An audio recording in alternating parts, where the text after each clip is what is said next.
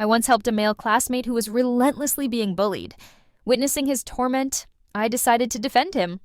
Coming from a financially struggling family, I made it a habit to bring him breakfast each morning. One day, amidst the jeers of others, he timidly confessed his feelings to me. I turned him down. Subsequently, I overheard him in the school restroom, smoking and muttering, "Emily, I've already found someone. Don't be deceived by her facade of innocence. She's truly eager."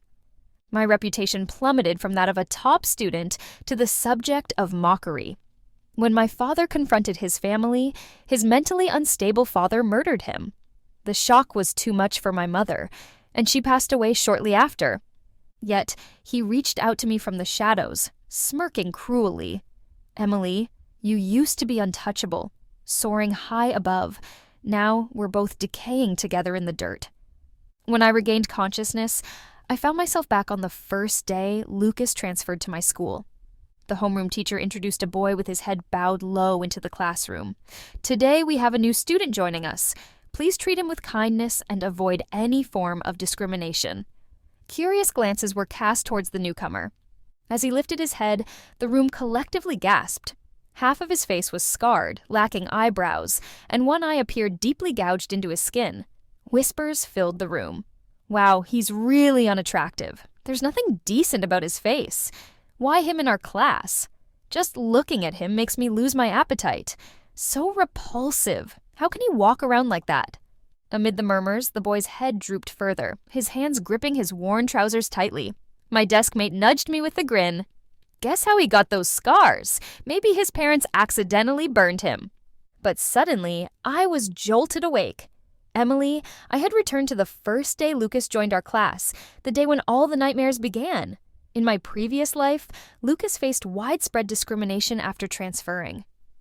He was the eldest in the class at 19, shorter than the 17-year-old girls, and exceptionally unattractive. Withdrawn and somber, almost no one spoke to him.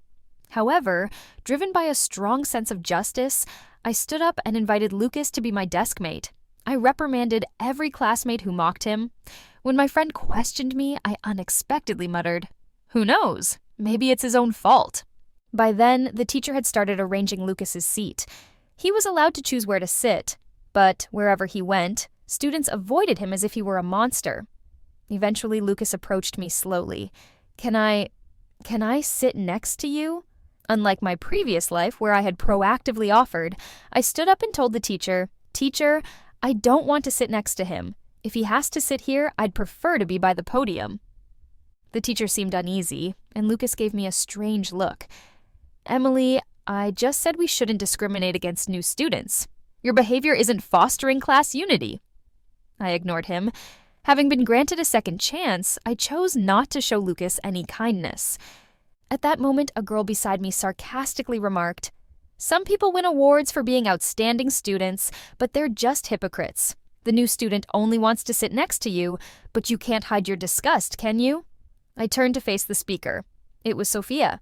In my past life, she had vied against me for class president, but lost, holding a grudge ever since. When Lucas spread false rumors about me, she was the one who informed the teacher, making it public. I scoffed at her and retorted, "If you're so compassionate, why don't you let the new student sit next to you?" Sophia's expression soured and she fell silent. I continued, "What's wrong? Didn't you just stand up for the new student? Why are you backing down now? Or are you also disgusted by his appearance?" I emphasized his appearance, and I could feel Lucas trembling beside me, his head bowing even lower. Provoked by my words, Sophia couldn't help but respond, "Emily, you're being too harsh. Teacher, let the new student sit next to me. I don't mind." In the end, Lucas became Sophia's desk mate. I watched as she feigned indifference, assisting Lucas in tidying his desk while concealing her revulsion. I sighed in relief. Although I couldn't prevent Lucas from transferring to our class, I could avoid any interaction with him. The tragedies of my past life wouldn't repeat. However, this time, Sophia was Lucas's desk mate and the one defending him. Would my fate from the previous life now be hers? The morning class swiftly passed, filled with gossip about the new desk mate. As class ended, my best friend leaned over and said, "This isn't like you. Why do I feel like you have some hostility towards Lucas with his scars?" You've always stood up for others. I thought you'd help him." My hand trembled as I packed my stationery. Perhaps the impression I left was that of a naive do-gooder who liked to defend the vulnerable. Could that be why Lucas confessed to me in my past life? And when I rejected him, he spread those vile rumors, tarnishing my reputation. In his eyes, I was never supposed to say no. I once read online, stay away from people with physical defects because most of them have psychological issues too. My desk mate seemed surprised, staring at me in disbelief. But I wanted to end the conversation. Right now, I just wanted an excuse to go home and see my parents.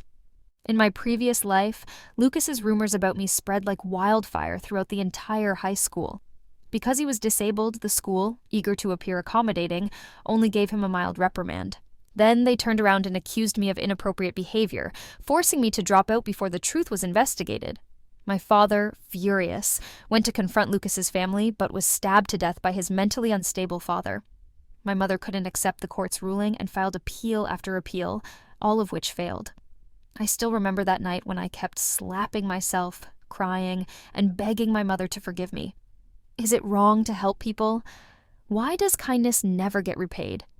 My mother said, helping others isn't wrong, but you must first ensure your own safety. I've always wanted you to be a kind person, but selfishly, I wish you had never helped him. Then your father would still be alive. After that, she jumped from the rooftop. To this day, I can still recall Lucas's arrogant and cruel smile. He said that mentally ill people couldn't be punished for murder. Now that his father was locked in a mental hospital, my father had solved a big problem for him. He even said that with my parents gone, we were the same. We had both fallen into the mud and could finally be together forever. So, the story of the frog and the scorpion had been unfolding right before me all along.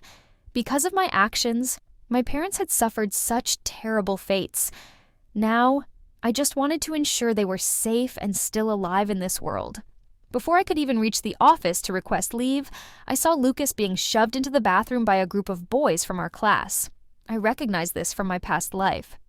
In my previous life, Lucas was bullied immediately upon his arrival, targeted by a group of troublemakers in the class. They showed no sympathy for his appearance, treating him as a freak. They forced him to drink from the toilet, verbally humiliated him, and even took turns urinating on his head. Unable to bear it, I stepped in front of Lucas, beating up the boys who bullied him. From that moment, Lucas saw me as his savior, the only person who could pull him out of the mud. Now, faced with the same situation from my past life, I definitely wouldn't stand up for someone like Lucas again. His so-called sensitivity, inferiority, and pity were all just facades. Deep down, he was nothing more than a dark, twisted, and malicious psychopath. I took 2 steps back, avoiding Lucas's pleading gaze. I watched as the boys pinned his head down, his face covered in dirty water. Yet he still desperately reached out, trying to grab my pants. "Help me!" But I dodged his touch. A single thought echoed in my mind. Give up the savior complex. Respect other people's fates. Just then, Sophia walked out of the classroom. For a moment, I thought she would hypocritically step in to help, but she acted as if she hadn't seen anything and returned to the classroom. I found it quite amusing. Lucas was being bullied. His school uniform was reeking, and his hair was wet, clinging to his face in strands. I watched as Sophia covered her mouth in exaggerated disgust. "Lucas, what happened to you? Are you okay? Did someone bully you? Tell me, and I'll report it to the teacher." Sophia acted very sympathetically toward Lucas, but Lucas kept his head down, silent. Occasionally, he would glance up, seemingly thoughtful as he looked at me. An alarm rang in my head. Something felt off. I hadn't reached out to help him in this life, so why was he staring at me? Could it be that even as his enemy, he still held a grudge against me? I wasn't truly afraid of Lucas holding a grudge against me. Deep down, he was the type to bully the weak and fear the strong. He wouldn't dare take revenge on those who bullied and harassed him. Instead, he would align himself with them. And those who helped and cared for him, he would exploit, believing their kindness was something he was entitled to. In this life, I didn't help him. I didn't offer to be his desk mate, nor did I intervene when he was bullied. In my previous life, I spent countless nights hating myself for helping, for letting my sympathy get the better of me, and for bringing disaster upon my family. I glanced at him coldly. What are you looking at? Is there a flower on my face? I wasn't the one who bullied you. Lucas quickly averted his gaze, lowering his head and clenching his fists, his lips pressed together in stubborn silence. That's how Lucas was in my previous life. Whenever something happened, he would lower his head, stay silent, and tears would well up in his eyes. It was his pitiful appearance that made me unable to help him repeatedly. His behavior, of course, drew laughter from the boys around him. They didn't hesitate to mock him. A grown man crying, "Maybe you should start wearing a skirt. Though you're so ugly, seeing you in a skirt would probably make us lose our appetite." Exactly. Having someone like him in our class really drags down our group's overall attractiveness. By now, one of the troublemakers from earlier classes approached my desk, swaggering with a smirk. Well, looks like our class leader doesn't like this ugly freak either. How about we have some more fun with him? I glared at this troublemaker. His name was Ethan. In my previous life, he had a crush on me, but I rejected him multiple times. When he saw me getting close to Lucas, being kind to him, he was even more upset. So, he devised a plan to encourage Lucas to confess to me publicly, hoping to humiliate me. He was no good either. Seeing that I didn't respond, Ethan assumed I was giving silent approval. He leaned closer and whispered in my ear, "I heard his dad's an idiot, and that his family lives on welfare. Every month, they live off government assistance. Do you think if I made him pay protection money, he and his dumb dad would have to start eating air?" Ha ha ha ha. I slammed my book down on his hand, which was resting on my desk. He winced in pain, pulling his hand back and glaring at me. "Are you crazy? Trying to play hero?" Hearing this, Lucas, who had been keeping his head down, suddenly looked up. He glanced at me out of the corner of his eye. I sneered. "Extortion? Maybe you should check how many years that could get you in prison. Don't worry, though. You're a minor, so they won't sentence you too harshly. At most, you'll spend a few years in a juvenile detention center." Ethan glared at me angrily. "So you're standing up for him, huh?" "No, I'm just telling you. Stay away from him, or you'll end up cursed." As I walked out of the classroom, I noticed Lucas's gaze growing stranger by the second. After classes ended in the afternoon, most students returned to their dorms. Since I had requested leave to go home, I left the school early. But just as I stepped out of the gate, I heard a cautious voice behind me. "Thank you for speaking up for me this afternoon." I turned around and saw Lucas following me without me realizing it.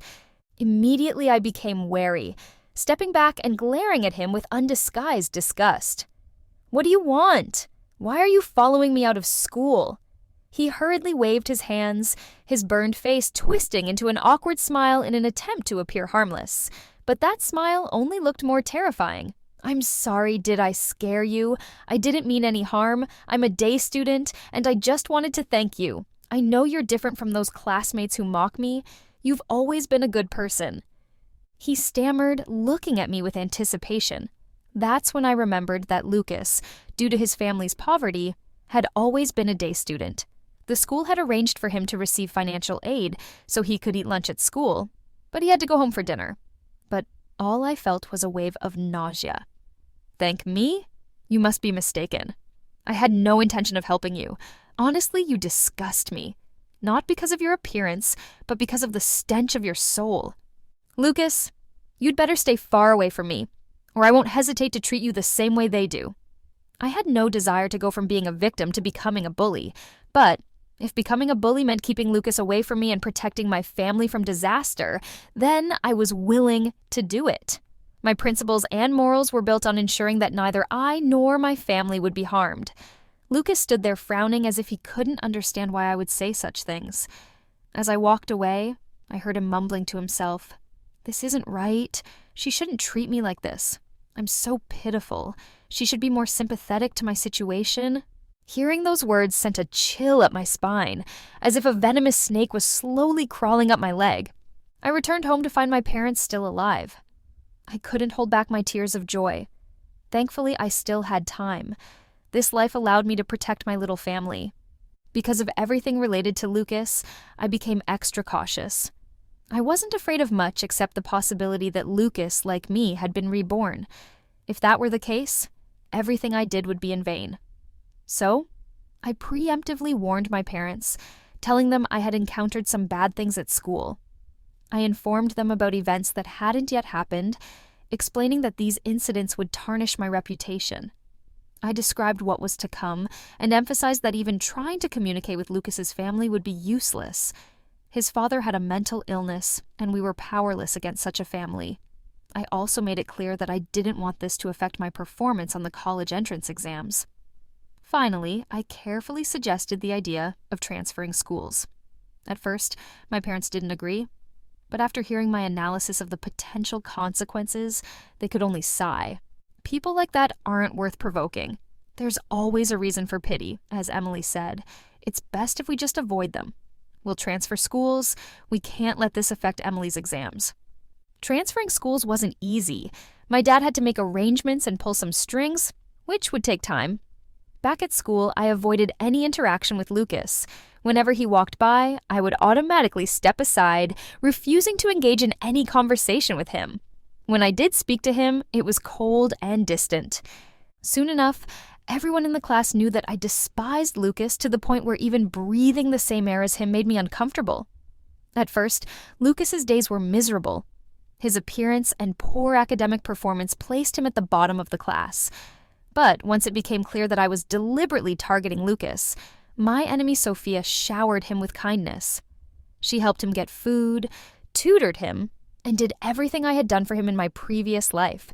But she wasn't doing it out of genuine concern. She simply wanted to prove that she had better character than me, showcasing her kindness to make me look more evil. Gradually, I noticed that Lucas's gaze shifted from me to Sophia.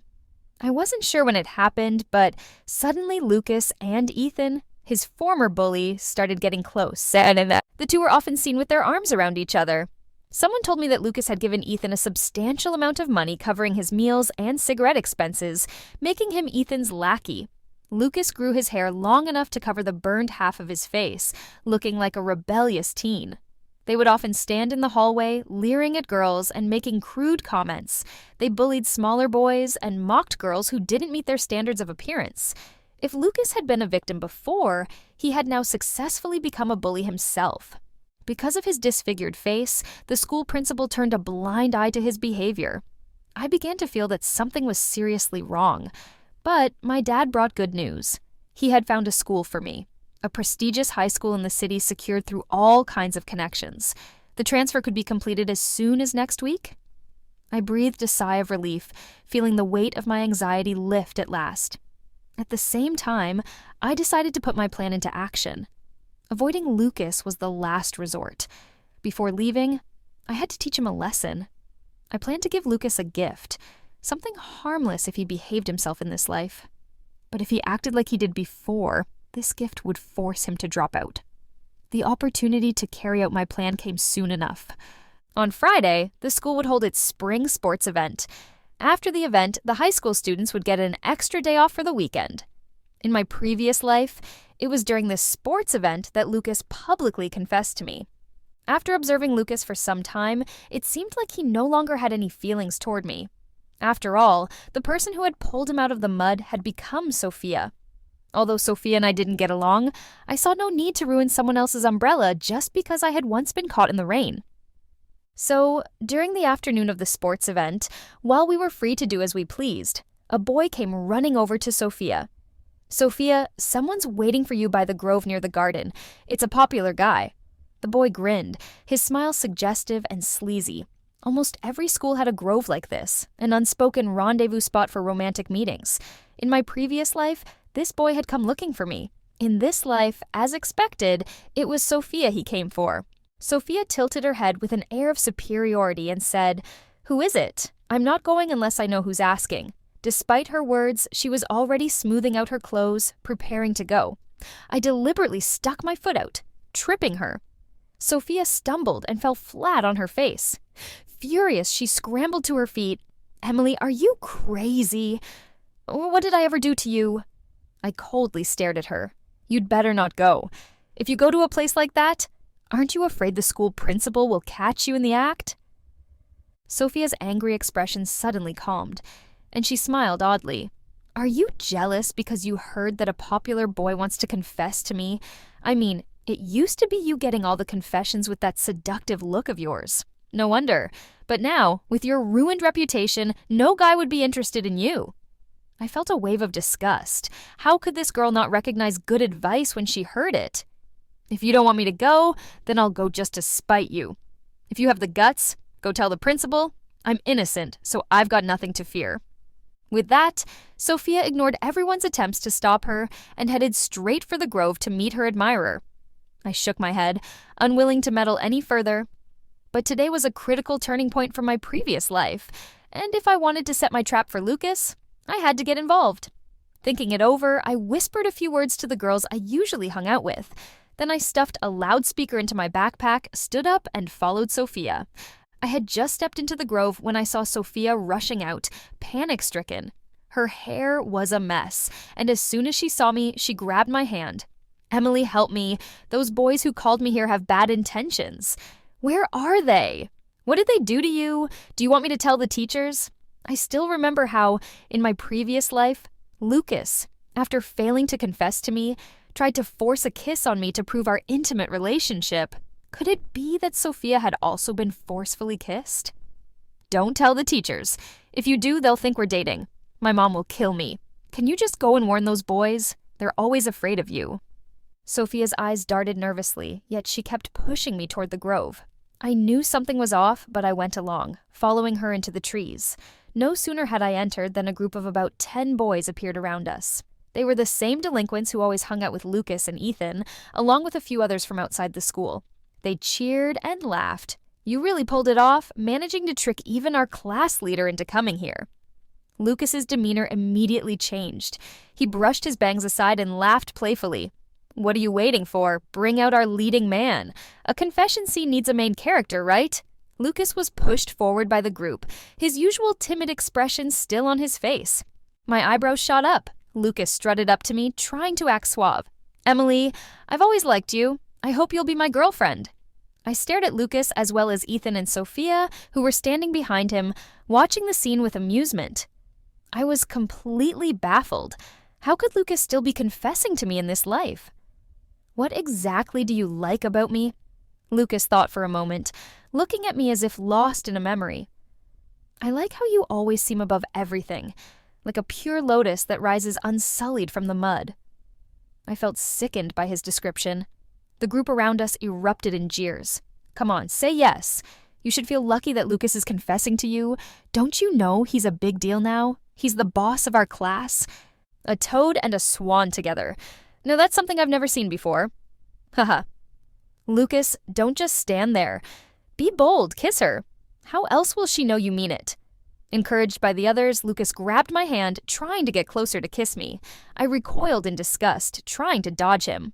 Sophia, enjoying the drama, immediately shouted, "What are you guys waiting for? Help Lucas out! Hold Emily down! I want to see them kiss today!" Haha. As the group began to close in on me, I swiftly pulled out the loudspeaker from my backpack and turned it on.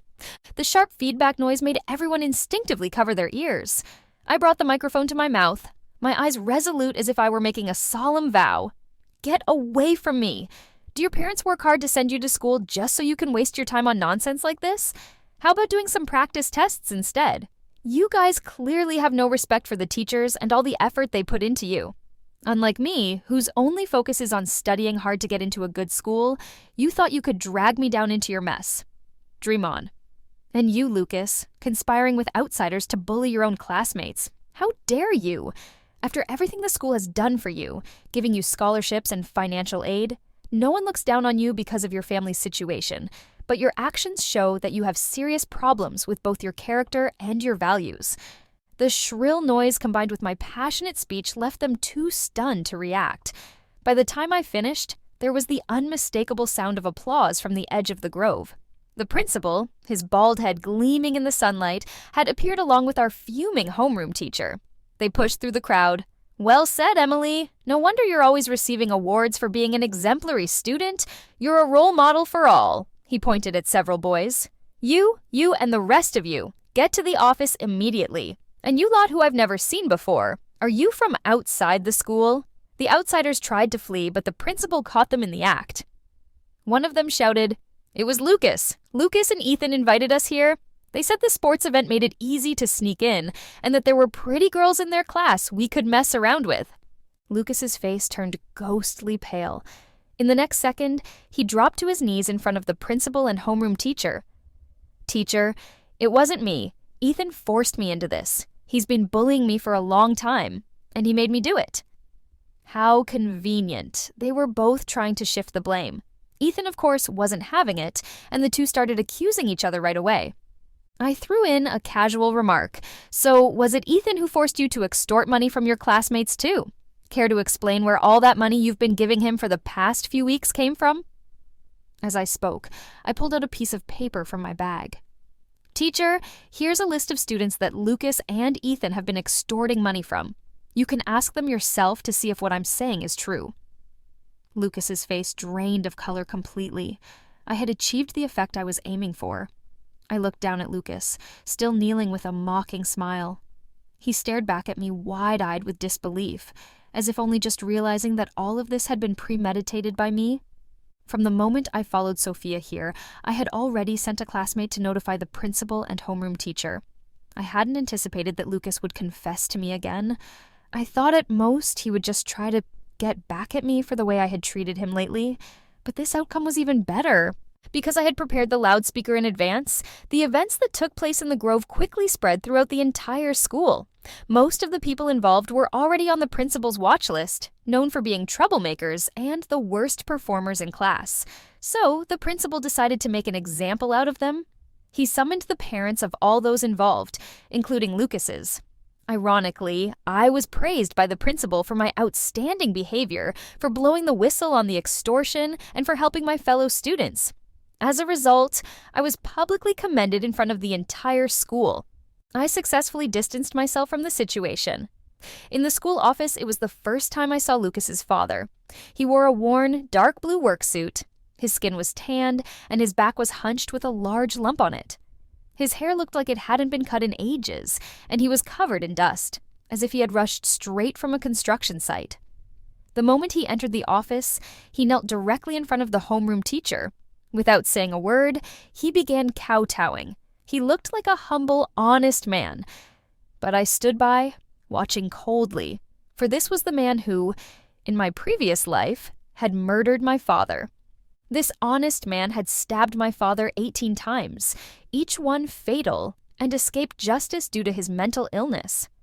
I took a step back as my parents arrived at the school, looking confused by the scene. My father, sensing my fear, placed a reassuring hand on my shoulder. "Emily, don't worry, we're here. We'll stand by you." I nodded. I wasn't afraid. This time, I wouldn't make the same mistakes. The homeroom teacher seemed a bit uncomfortable with Lucas's behavior. "Mr. Lucas's father, please stand up and speak properly. We called you here to discuss Lucas's education, so there's no need for this." Only then did Lucas's father stand up, turning to look at his son. Without a word, he kicked Lucas hard in the legs, knocking him to the ground. "Teacher, whatever my worthless son has done, I'll make sure to teach him a lesson." Despite his father's violent outburst, Lucas remained silent, his head lowered. Even after being kicked to the ground, he didn't utter a sound. The homeroom teacher tried to intervene. "Mr. Lucas's father, please calm down." She explained the situation from start to finish, but once Lucas's father heard the story, his gaze shifted to me. It was a strange look, eerily similar to how Lucas had always looked at me.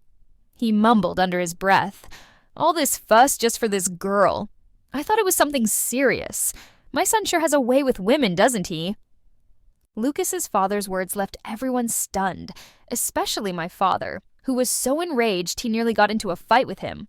Lucas's father, however, quickly dropped his submissive act. Grinning with his yellow teeth, he taunted my dad. "What's the matter? Did I say something wrong? Why is this my son's fault alone? A fly doesn't land on a seamless egg. This girl must have been leading him on." "Shut your filthy mouth. I don't want to beat you up in front of the teachers, but like father, like son, neither of you is any good." My father's face was red with anger, but he restrained himself. This was the result of the warnings I had given them in advance. Otherwise, he would have already charged at Lucas's father.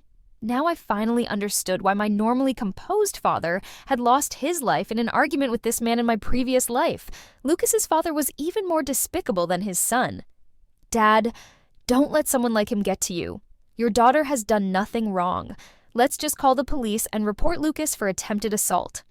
As soon as I mentioned calling the police, Lucas's head snapped up as if he had suddenly come to his senses. He rushed forward to stop his father, desperately explaining, "I'm sorry, it's all my fault. My dad has mental problems, so please, don't take what he says seriously.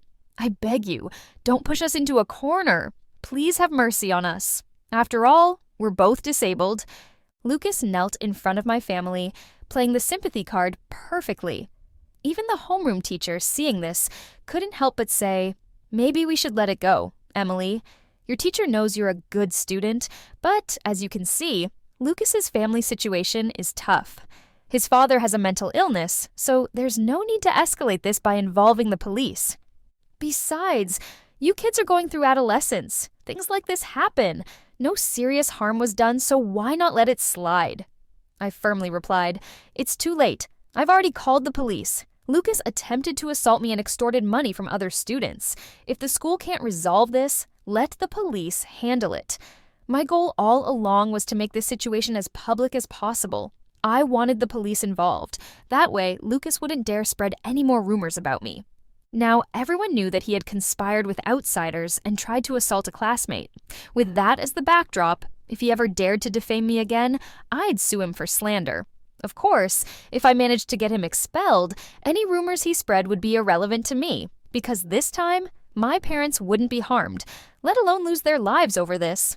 Lucas always thought of himself as a victim deserving of help, pity, and sympathy from others. He believed that his crimes carried no real consequences. That was what fueled his arrogance. Seeing that I wasn't going to back down, Lucas dropped his facade of weakness. He glared at me with bloodshot eyes, hissing, "Emily, you're so cruel.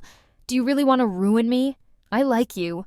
Just because you don't feel the same, does that mean you have to destroy me? And I didn't even kiss you. How can you call that assault?" Ruin him? I was merely giving back what he had done to me in the past. And now, he can't handle it. "Your so-called affection disgusts me. And by the way, since you didn't succeed, it's called attempted assault." I didn't say any more, and my father had calmed down because the police had arrived. Lucas, having repeated grades, was already 19 years old this year. I was only 17. His actions were considered attempted assault. Even though he didn't succeed, it was still a crime, and I could still press charges. Most girls, however, wouldn't escalate things like this. They would suffer in silence, too afraid of ruining their reputation. It was society's low tolerance for women that was to blame. Gossip spreads quickly, but the truth takes time to catch up. There are always too many people willing to believe the worst. I had learned that lesson well in my previous life. I hadn't done anything wrong, so why should I suffer the... Lucas, Ethan, and Sophia were all publicly criticized by the school and given serious demerits. However, Ethan's family had some connections, and Sophia had good grades, so the teachers chose to be lenient with them. Only Lucas, being the special case, faced an uncertain punishment. He had transferred to the school due to his unique circumstances, and both society and the school had always shown maximum tolerance toward his family. The parents of the students Lucas had extorted, after seeing the condition of his father and his disability, hesitated and eventually decided not to press charges. They were afraid of public backlash. With the police involved, Lucas shifted half the blame onto Ethan, including the bullying he initially suffered at their hands. Since these incidents had indeed occurred, the teachers were more inclined to believe that Lucas had been coerced. Finally, the result was announced. To my surprise, Lucas was merely suspended from school for 1 month. In my previous life, when rumors spread about me, the school had immediately decided to expel me. Shortly after Lucas's suspension, a video suddenly appeared online. The video showed Lucas and his father being interviewed at their home. They lived in a dilapidated house, the room in disarray with nothing but a broken bed frame and a few worn-out quilts. Lucas's father wiped his tears as he cried, "The school's punishment of my son is too harsh. I know that because his face was burned, he's not as good-looking as the others, so he's always been bullied by his classmates. But I never thought they'd force him to leave school. What did we do wrong? Is it so hard for disabled people to find a way to survive? My son has always been well-behaved, living with me and studying diligently. Look at the awards he's brought home from school. How could he ever do something as outrageous as harassing a classmate? This must be a misunderstanding. I hope that girl can see this and help us clear things up." The camera zoomed in on the peeling walls behind him, which were covered with old award certificates, most of them from elementary school. Lucas, too, looked into the camera and said softly, "I don't know why that girl hates me so much. She's always been flirtatious at school. Maybe she misunderstood me because I glanced at her one time and thought I liked her. But that's not true. I'm just envious of her being such a good student. I hope she can explain the truth." The video gained enormous attention shortly after its release, with likes quickly surpassing 1 million. Nearly everyone online was searching for the so-called girl who framed him. And as expected, that girl was me. Of course, they didn't mention the extortion or any of Lucas's other wrongdoings. Though Lucas hadn't spread the rumor that we had slept together like in my previous life, this time he used a video to imply that I was promiscuous, leaving room for endless speculation. Public opinion was both terrifying and dangerous. By this time, I had already transferred to a new school.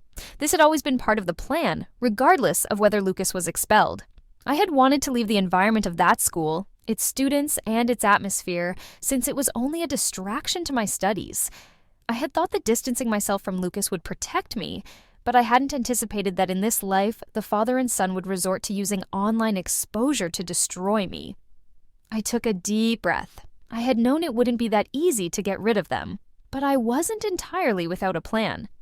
As the public outrage grew, people soon uncovered my personal information. Almost everyone believed I had falsely accused Lucas. They felt that someone from a background like his couldn't possibly do such things. Society often shows a lot of tolerance for people with disabilities, but what they didn't realize was that there are both good and bad people among the disabled, and Lucas and his father were bad people, hiding behind their disabilities. They took advantage of society's sympathy and compassion for the disabled to hurt others. My parents were furious and wanted to post a video to prove my innocence, but I stopped them. In a situation like this, explaining wouldn't help. The only way to quell such rumors was with a bigger story. Right now, the entire internet viewed Lucas as a model student, someone from a poor, disabled background who had overcome adversity through hard work and perseverance. But what if his dark side was exposed? When Lucas had been trying to curry favor with Ethan, he hadn't exactly been behaving well. As the entire internet praised Lucas and several universities extended offers to him out of sympathy, a new video surfaced that quickly went viral. This time, it exposed Lucas's habit of making inappropriate jokes with female students and even charging younger students for protection fees. At first, no one believed the video, but soon, more and more videos were released. Some were just people trying to ride the wave of Lucas's notoriety, but others were genuine. One particular comment stood out. "I know the Lucas from that video. He used to live next door to me when we were in elementary school. Do you know how he got those burns? He snuck into our house to steal something and accidentally knocked over a stove, burning our house down. His face got burned, and he even sued us for a huge compensation. Who would believe that?" That comment quickly garnered over 100,000 likes. More and more people began to dig into Lucas's past and expose his wrongdoings. They started questioning the authenticity of the sob story Lucas and his father had spun in their video. I didn't even have to lift a finger. They had weaponized public opinion against me, and now they were being destroyed by it. All those kind-hearted people who had planned to support Lucas's family withdrew their offers. Lucas and his father, once public darlings, suddenly became pariahs. As for me, I stopped paying attention to the father and son. They could no longer affect my life, and whatever they said from now on, no one would believe them. I heard that Lucas's father lost his job over the scandal. Enraged, he broke into the construction site late at night to steal electrical wiring to sell for scrap. He was caught, and in the ensuing chase, he accidentally fell from a building and died instantly. Lucas, relying on his father's death, constantly harassed the construction company for compensation. But the owner of the company declared bankruptcy and fled. With no compensation and no means to support himself, Lucas's life reportedly became very difficult. Meanwhile, I had started fresh at my new school, focusing on my studies. One evening I went out to the movies with my friends. On the way back, a dark figure suddenly emerged from an alley. It was Lucas. He looked utterly defeated, his eyes fixed on me. It's all your fault. You've ruined my life. Are you satisfied now I have nothing left? I quickly composed myself and quietly told my friend to call the police.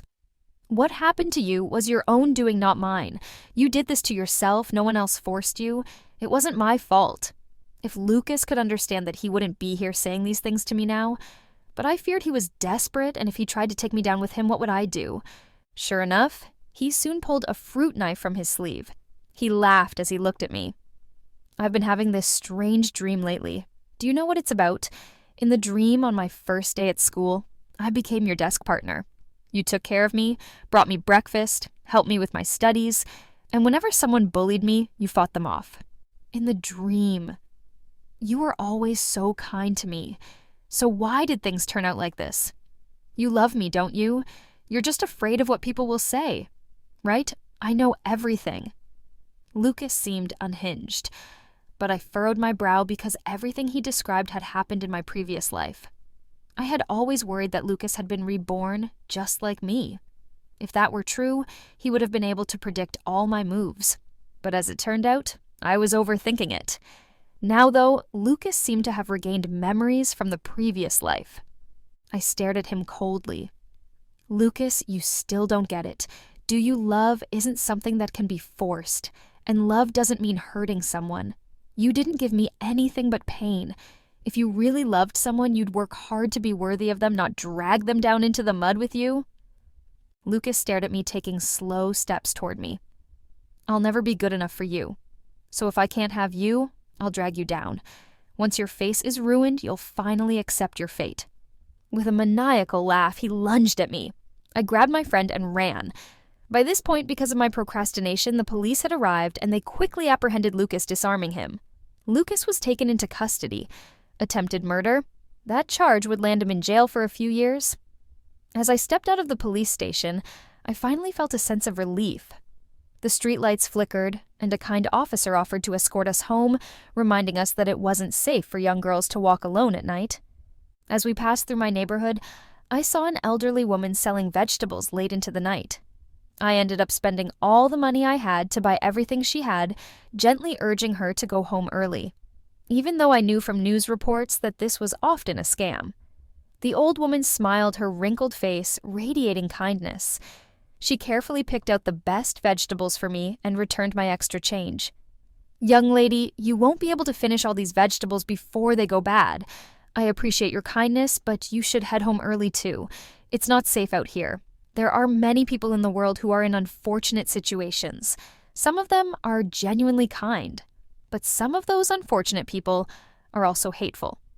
Wherever you are, whenever it is, the first rule of helping others is to ensure your own safety.